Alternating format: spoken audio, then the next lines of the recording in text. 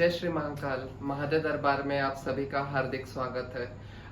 आज मैं आप लोगों को कुछ तस्वीरों के बारे में बताने वाला हूँ कि किस तरह की तस्वीर आपको अपने घर पे लगानी चाहिए, अपने वर्क प्लेस में लगानी चाहिए, जिससे आपके लाइफ में ग्रोथ आए और अपनी लाइफ में आप आगे बढ़ो। वास्तु के अनुसार, शास्त्रों के अनुसार क्या चीजें होनी चाहिए। सबसे पहले जब आप अपने घर में घुसते हैं तो अपने एंट्रेंस गेट के दोनों ओर आपको पंचमुखी हनुमान जी की फोटो को लगाना है। पंचमुखी हनुमान जी की फोटो आप अपने घर के एंट्रेंस के बाईं ओर या दाईं ओर लगा सकते हो और जस्ट अपोजिट डायरेक्शन में दरवाजे के अंदर तरफ से भी एक पंचमुखी हनुमान जी की फोटो लगा सकते हो। पंचमुखी हनुमान जी के साथ में महादेव की भी शक्तियां चलती हैं। ये बहुत पावरफुल होता है, बहुत इफेक्टिव होता है।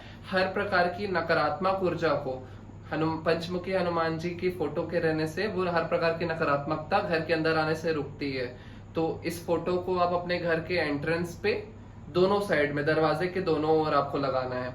दूसरी फोटो रहेगी आपके घर का ईशान कोना, मतलब नॉर्थ ईस्ट। नॉर्थ ईस्ट में आपको बहते पानी वाले झरने की फोटो को लगाना है, या आप चाहो तो एक ओरिजिनल फाउंटेन को भी लगा सकते हो। ये अपने आप में बहुत ज्यादा शुभ माना जाता है। बहते पानी का झरना, नॉर्थ ईस्ट का कोना ऑलरेडी जल तत्व के लिए होता है, ये बहुत अच्छा होता है। यहाँ पे आप बहते पानी का झरना रखोगे, आपके लाइफ में बहुत ज्यादा ग्रोथ आता है।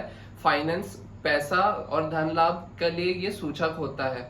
आप अपने घर में, जो आपने देखा होगा कई लोग अपने घर के बैठक रूम में अपने घर के मृतक पितरों की तस्वीर लगा लेते हैं, जो चीजें कहीं ना कहीं एक बैड वाइब्स क्रिएट करती है। आपको अपने घर के ना पूजा के कमरे में, ना डाइनिंग रूम में घर के पितरों की तस्वीर नहीं लगानी है, और किसी बाकी कमरों में अपने पितरों की फोटो इस तरीके से लगाइए कि उनका चेहरा दक्षिण की ओर हो। साउथ की ओर चेहरा दिखाकर पितरों की तस्वीर लगाई जाती है, ठीक है। जो इस संसार में नहीं है, जो इस संसार से जा चुके हैं। आपके कुछ गुरु होंगे, जिस गुरु को भी आप पूजते होंगे, गुरु जी को भी मानते होंगे, तो उनका भी चेहरा इस तरीके से लगाइएगा कि उनका चेहरा है दक्षिण की ओर पड़ेगी, ठीक है।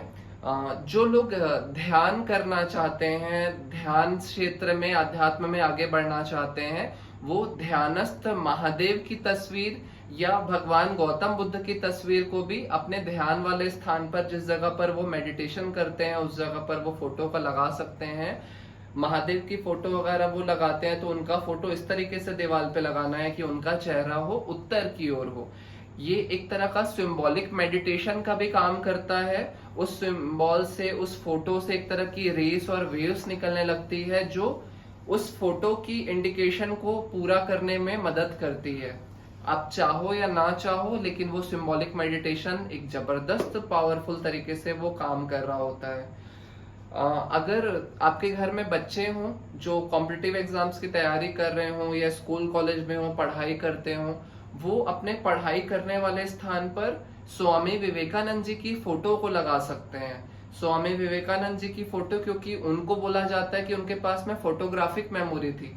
उनकी जो बुद्धि है, उनकी जो इंटेलिजेंस है, वो एक वाइब्स जैसी क्रिएट करेगी और उस बच्चे के पढ़ाई में मन भी लगने लगेगा और उनका पढ़ाई में प्रदर्शन और इम्प्रूव होने लगेगा।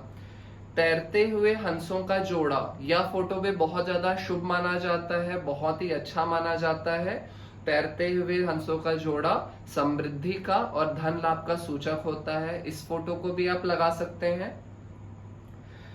आप अपने घर में हाथी का प्रतीक लगा सकते हो। हाथी के लिए आपको पता होगा तो ज्योतिष शास्त्र में कथन आता है गज केसरी योग। गज केसरी योग एक ऐसा योग होता है जो आपने सुबह सोचा जिस चीज के लिए, वह चीज शाम तक आपके हाथ में होती है। शाम को किसी चीज की आपने कल्पना की, अगले दिन सुबह तक वो चीज आपके हाथ में आ जाती है, चाहे वो पैसा हो या और कोई चीज हो।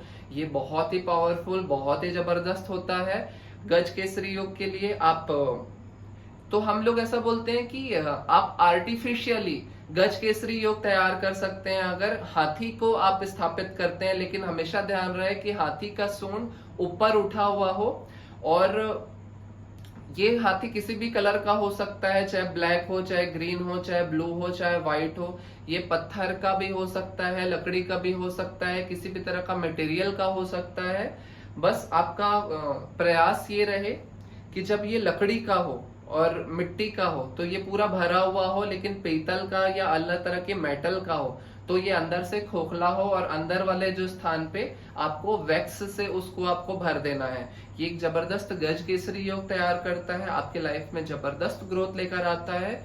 जो लोग किसी तरह का मेंटल इशू फील करते हैं, जिन लोगों को स्ट्रेस रहता है, तनाव रहता है या किसी तरह का साइकोलॉजिकल इशू को वो लोग फील कर रहे हैं, वो लोग एक फुल मून की फोटो, एक पूर्णिमा के चांद की फोटो को वो उनको लगाना चाहिए। जिस कमरे में वो सोते हैं तो जब सोते हैं तो उसके जस्ट सामने वाली दीवार पर उनको पूर्णिमा वाले चांद की फोटो एक अच्छे साइज में लेमिनेट करा के उनको लगाना चाहिए। ये चीज आप वो चाहे तो मोबाइल के वॉलपेपर में भी लगा सकते हैं। ऐसा माना जाता है कि चंद्रमा की कलाओं का प्रभाव नदी के पानी के स्तर में भी पड़ता है। हमारे शरीर में भी 70% भाग पानी होता है, तो चंद्रमा जब उठता और गिरता है तो हमारे शरीर में भी उसका इफेक्ट आने लग जाता है। और ऐसा बोला जाता है कि हमारे शरीर में जब चंद्रमा तत्व की कमी हो जाती है, चंद्रमा के तत्व की कमी होने से हमारे अंदर में मेंटल इश्यूज और परेशानियां होने लगती है। लेकिन जब हम लोग फुल मून की फोटो को देख रहे होते हैं तो एक तरह से सिंबॉलिक मेडिटेशन अगेन तैयार होता है और हम एक अच्छे मेंटल हेल्थ को फील कर रहे होते हैं।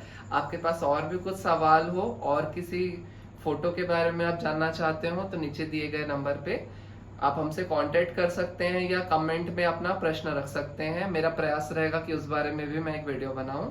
जय श्री महाकाल।